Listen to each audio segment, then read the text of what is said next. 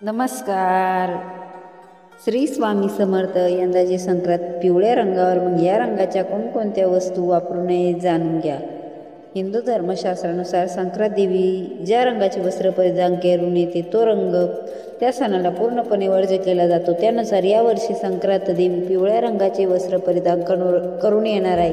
त्यामुळे पिवळा रंग हा संपूर्णपणे कसा टाळावा. सणासुदीला घातले जाणारे दागिने देखील पिवळ्या रंगाचे असतात. शिवाय पूजेसाठी लागणारी हळद देखील पिवळी असल्यामुळे यावर्षी सोन्याचे दागिने आणि हळद वापरायची नाही का, असा अनेकांना म्हणजेच महिलांना पडला आहे. यंदाची मकर संक्रांत ही पिवळ्या रंगावर आली आहे. त्यामुळे या दिवशी पिवळा रंग वर्ज्य आहे. म्हणजेच पिवळ्या रंगाचा वापर या दिवशी करायचा नाही. मुळात पिवळा रंग हा उत्सवाचा रंग आहे. अगदी संक्रांतीला तिच्या हळदी कुंकवात देखील हा रंग येत असल्यामुळे यंदा हळद लावायची नाही का, असा शंका अनेकांना मनात येत आहे. त्यामुळे आजच्या लेखात पिवळ्या रंगाच्या कोणत्या वस्तू निषिद्ध आहेत आणि कोणत्या नाहीत याबद्दल सविस्तर माहिती जाणून घेऊया.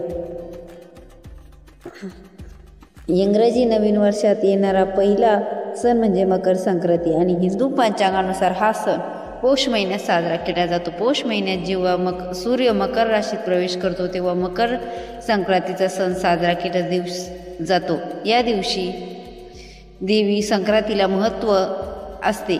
देवी संक्रांती हे आई जगदंबेचे दुसरे रूप आहे. देवीने मकर संक्रांतीच्या दिवशी शंकासूर नावाच्या राक्षसाचा वध केला होता. त्यामुळे या देवीला संक्रांती देवी असे म्हटले जाते.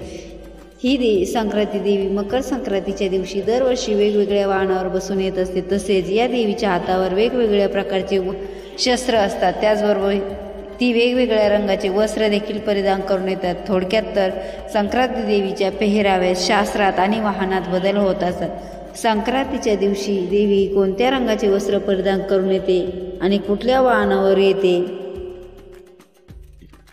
तो रंग वर्ज्य केला जातो. त्यानुसार यावर्षी संक्रांत देवी पिवळ्या रंगाचे वस्त्र परिधान करून येणार आहे. त्यामुळे पिवळा रंग संपूर्णपणे कसा टाळावा.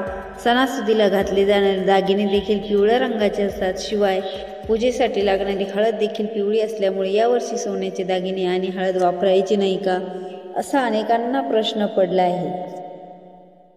यावर्षी मकर संक्रांतीला पिवळ्या रंगाची कोणती वस्तू वापरू नये. यावर्षी मकर संक्रांत पिवळ्या रंगावर आली असल्यामुळे पिवळ्या रंगाचे वस्त्र तसेच साडी घालता येणार नाही. त्याऐवजी लाल, हिरवा, केसरी तसेच मकर संक्रांतीच्या काळा रंगावर आधारित वस्त्र तसेच साडी परिधान करू शकता. संक्रांतीचं सुगडं पूजनात आणि हळदी कुंकू दरम्यान हळद वापरावी का.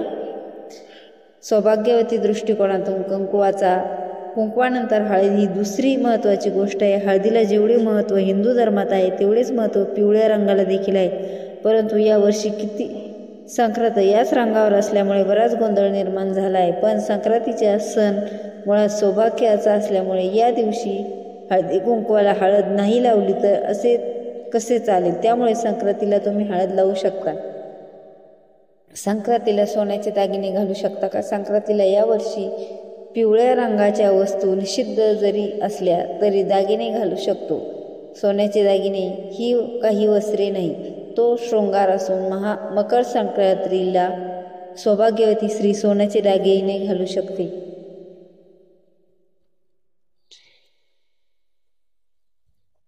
तुम्हाला जर हा व्हिडिओ आवडला असेल तर व्हिडिओला लाईक, शेअर, सबस्क्राईब करायला विसरू नका. Thanks for watching. Shri Swami Samarth.